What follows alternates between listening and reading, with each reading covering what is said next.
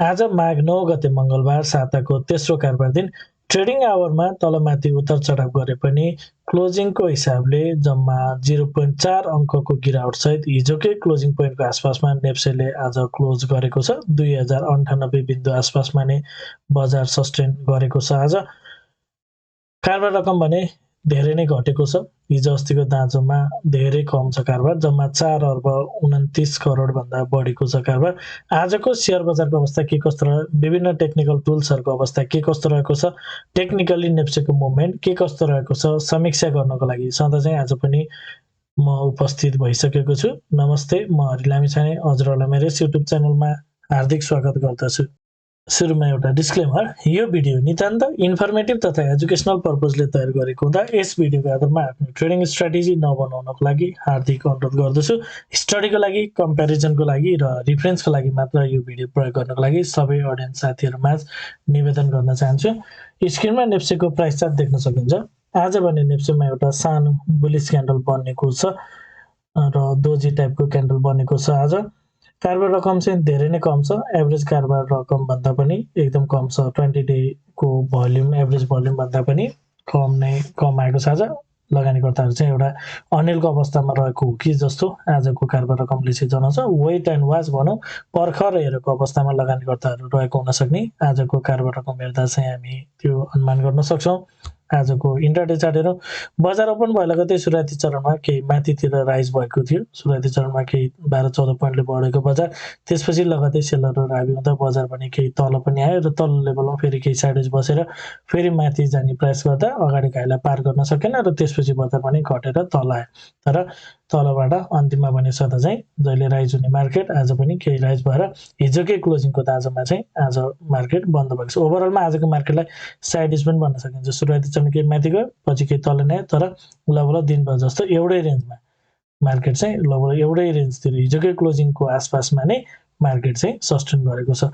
र ट्रेन्ड के छ 5 मिनट्स टाइम फ्रेममा, लोवर टाइम फ्रेममा भनेर यदि हामी हेर्ने हो भने मार्केट अहिलेसम्म चाहिँ डाउन ट्रेन्ड देखिएको छ।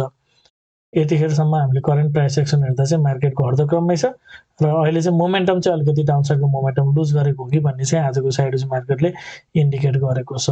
सो तर अगाडिको लोलाई ब्रेक गर्दै तल चाहिँ झरिसकेको छ, डाउन साइडको च्यानल छ। अब यदि आजको हाइलाइट बजारले यदि पार गरेर केही माथितिर चाहिँ लाग्छ भने केही माथितिर 5 मिनट्स टाइम फ्रेममा मार्केट केही माथितिर जान सक्ने भनौँ, एउटा केही पुल ब्याकहरू चाहिँ जान सक्ने स्थिति बन्न सक्छ यदि आजको हाई 2112 भन्दा माथितिर लाग्छ भने। अब 15 मिनट्स टाइम फ्रेममा बजारले अगाडि हाईको दाँजोमा हायर हाई फर्मेसन गरेको हुनाले बजार एउटा चाहिँ करेक्सनको फेजमा आएको हो कि भन्ने हिसाबले हेर्न सकिन्छ भन्ने कुरा थियो। र तल आउने क्रममा बजार 2080 देखि 2090 को लेभलबाट चाहिँ बजार केही माथितिर माइनर भए पनि अपस्विङ जान्छ कि भन्ने कुरा थियो। तर बजारले खासै माथितिरको मोमेन्टम चाहिँ देखाउन सकेन। तर त्यो लेभलमा आज दिनभर जस्तो चाहिँ बजारले मजाले रियाक्ट चाहिँ गरेको छ। फाइनली त्यो लेभललाई चाहिँ ब्रेकडाउन गरेर तलतिर गइरहेको छ। अब अहिले करेन्ट प्राइस एक्सन हामीले हेर्ने भने बजार चाहिँ यसरी घट्दो क्रममै देखिएको छ। यो करेक्सन कम्पिटिसन भएको न 5 मिनट्समा न 15 मिनट्समा अहिलेसम्मलाई चाहिँ कुनै इन्डिकेसन छैन। सार्प राइज भएको थियो र अहिले डाउन ट्रेन्ड, डाउन साइड पनि सार्प नै डाउन भइरहेको छ र तल बजार चाहिँ अहिलेसम्म रिभर्सलको इन्डिकेसन गरिसकेको छैन। एउटा डिमान्ड जोनबाट नै मार्केट चाहिँ त्यो डिमान्ड जोनलाई अहिलेसम्म चाहिँ होल्ड गरिरहेछ। तर केही माथितिर यहाँबाट गए पनि अल्टिमेटली बजार केही तलतिर आउन सक्ने पोसिबिलिटी अरू टाइम फ्रेमबाट हेर्दा देखिन्छ। ओके, यो बिचमा एउटा जानकारी पनि राखौँ। यदि हजुरहरू एडभान्स लेभलको टेक्निकल एनालाइसिसको कोर्स गर्न चाहनुहुन्छ भने, विशेष गरी एसएमसी स्मार्ट मनी कन्सेप्टको कोर्स गर्न चाहनुहुन्छ भने कृपया स्क्रिनमा देखाएको नम्बरमा सम्पर्क गर्नुहोला। साथै यदि हजुरहरू मेरो सल्लाहमा सेयर खरिद बिक्री गर्न चाहनुहुन्छ, एज अ एडभाइजरको रूपमा पनि मलाई लिन चाहनुहुन्छ भने यही नम्बरमा सम्पर्क गर्न सक्नुहुनेछ। 9863805867 यसमा कल, मेसेज अथवा व्हाट्सएप गर्न सक्नुहुनेछ। अब आवरली टाइम फ्रेम जाउँ। आवरली टाइम फ्रेममा बजारको मुभ चाहिँ पोजिटिभ छ, बुलिस देखिएको छ। अगाडिको हाईको दाँजोमा हायर हाई फर्मेसन गरेको हुनाले यो तल आइरहेको मुभ चाहिँ करेक्टिभ मुभ हुन सक्ने स्थिति चाहिँ बन्न सक्छ भन्ने हामीले एनालाइसिस गर्न सक्छौँ। मार्केट यतापट्टिको हाईको दाँजोमा हायर हाईमा प्रवेश गरिसकेको छ र फेरि यो तल आउने, जबसम्म यो लो ब्रेक गर्दैन 2020 को लो, तबसम्म चाहिँ मार्केट तल आए पनि फेरि यसरी माथितिर जाने हो कि भन्ने हिसाबले चाहिँ हामी अगाडि बढ्न सक्छौँ। सो यो चाहिँ हाम्रो एउटा एनालाइसिस स्टिल भ्यालिड छ। र अब मार्केट तल आउने क्रममा जुन हिसाबले अगाडि साइडवेज बसेको थियो जुन लेभलमा त्यही लेभलमा फेरि बजारले चाहिँ रियाक्ट गरेको छ। यो लेभलबाट केही माथितिर जाने प्रयास गरे पनि खासै सफल भएको छैन। सो फाइनली अन्तिम हामी क्यान्डल हेर्छौँ भने चाहिँ बजार एउटा माथितिर जान्छ कि जस्तो प्याटर्न चाहिँ अन्तिम क्यान्डल हेर्दाखेरि त्यो इन्डिकेट चाहिँ भएको छ। तर यसले चाहिँ बजारमा केही माइनर मात्र अपस्विङ लान सक्छ। ओभरअलमा चाहिँ बजार तल आएर यो जुन डिमान्ड जोन छ 2070 देखि 2020 यो लेभलमा टच गरेर चाहिँ मार्केट माथितिर जान्छ कि भनेर हामीले हेर्न सक्छौँ। र यसरी मार्केट यो लेभलबाट तल आउने क्रममा तल आउँछ र यहाँबाट माथि फर्किन्छ भने मार्केटको केही एउटा स्विङ चाहिँ हामीले ग्र्याब गर्न सक्छौँ। तर यसमा याद राख्नुपर्ने कुरा के छ भने वी आर डेली टाइम फ्रेममा चाहिँ मार्केटले एउटा टार्गेट हिट गरेर तलतिर आइसकेको हुनाले यो लेभल चाहिँ माथितिर जाने क्रममा यो लेभललाई कम्पलसरीली पार गर्नै पर्छ मार्केट बुलिस हुनको लागि। अदरवाइज डेली टाइम फ्रेममा टार्गेट हिट भइसकेको हुनाले यदि मार्केट माथितिर लाग्छ तर यो आइलाई पार गर्दैन र तल आउँदा पनि खासै केही कुरो बिग्रिँदैन। तर जब जुन लो बनाएर माथि गएको हुन्छ त्योभन्दा तलतिर झऱ्यो भने चाहिँ market very high chances down ट्रेन्डको च्यानल क्रिएट गर्दै तलतिर जान सक्ने एभरेज टाइम फ्रेममा फेरि पनि बियरिश ट्रेन्ड क्याच गर्न सक्ने पोसिबिलिटीहरू चाहिँ हुनसक्छ। अहिलेसम्मको लागि एउटा साइडवेज फेजमा छ, केही तल आउँछ भने पनि त्यो एउटा चाहिँ बाइङ अपर्च्युनिटी नै हो कि फेरि पनि माथितिर जान्छ कि भन्ने हिसाबले पनि लिन सकिन्छ। तर स्टक हेरेर सेक्टर हेरेर हामी अगाडि बढ्न पर्ने हुन्छ।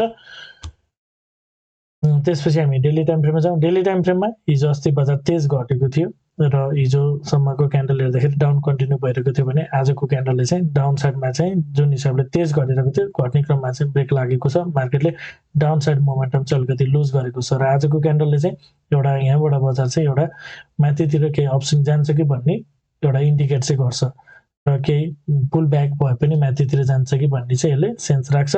तर जति करेक्सन हुनुपर्ने त्यो करेक्सन चाहिँ कम्प्लिसन भइसकेको देखिँदैन र विशेष गरी आवली टाइम फ्रेममा पनि तलको डिमान्ड लेभलहरू आउन बाँकी नै छ र डेली टाइम फ्रेममा पनि यो 2070 देखि तलतिरको जुन यो लेभल छ यो लेभल चाहिँ अझै पनि स्टिल मिटिगेट हुन बाँकी भएको हुनाले यसलाई चाहिँ मिटिगेट गरेर मात्र माथितिर जान्छ कि भन्ने हिसाबले हामीले हेर्न सक्छौँ। सो माथि नै जाने भए पनि बजार चाहिँ यसरी यहाँबाट तल आएर अब जस्तै आज क्यान्डलको प्रभावले केही बजार माथि गए पनि अल्टिमेटली यो केही तल आएर अनि बल्ल चाहिँ यसरी माथि जानु पर्यो यसरी जान्छ कि भनेर हामीले हेर्न सक्छौँ। 2020 भन्दा माथि रन्जेलसम्म चाहिँ यो टाइपले माथितिर जान्छ कि भनेर हेर्न सकिन्छ।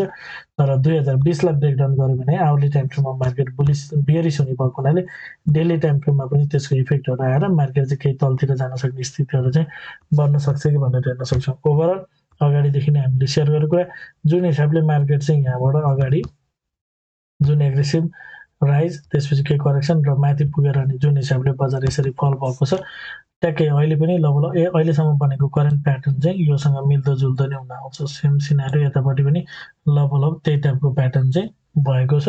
सो यहाँबाट मार्केट चाहिँ तलतिर नजाला भन्ने हुँदैन। अर्को कुरा सधैँ सेयर गरेको यसको चाहिँ करेक्टिभ मुभ यहाँ यो माथि 2250 देखिबाट 1816सम्मको यो करेक्टिभ यो इम्पल्सिभ डाउन मुभपछि एउटा करेक्टिभ मुभ भएको हुनाले यो मार्केट तलतिर आउन सक्ने कुराहरूलाई चाहिँ नकार्न चाहिँ मिल्दैन। सो आफ्नो रणनीति एउटा स्ट्राटेजी बनाउँदै अगाडि बढ्न पर्ने हुन्छ। एउटा राम्रो ट्रेडिङ सेटअपहरू चाहिँ बनाउँदै राम्रो स्टक्सहरू सेलेक्सन गरेर सेक्टर सेलेक्सन गरेर सेयर ट्रेड गर्नुपर्ने हुन्छ। ऱ्यान्डम बाहिर सेल चाहिँ सधैँ घातक नै हुन्छ। यो कुरा हामी सबैले बुझ्नुपर्ने कुरा। हजुरहरूलाई मेरो भिडियो के कस्तो लागिरहेको छ कमेन्टमा जानकारी गराइदिनु होला। भिडियो मन परेको छ उपयोगी भइरहेको छ भिडियोले हजुरलाई केही सहयोग पुर्याइरहेको छ भने भिडियोमा एक लाइक भन्ने अवश्य गरिदिनु होला। मलाई केही सल्लाह सुझाव वा प्रतिक्रिया छ भने कमेन्ट मार्फत दिन सक्नुहुनेछ। पहिलो पटक हेर्दै हुनुहुन्छ भने च्यानल सब्सक्राइब गरेर जोडिनु होला भन्दै आजको भिडियो एन्ड गर्न चाहन्छु। हवस् त, धन्यवाद, नमस्ते।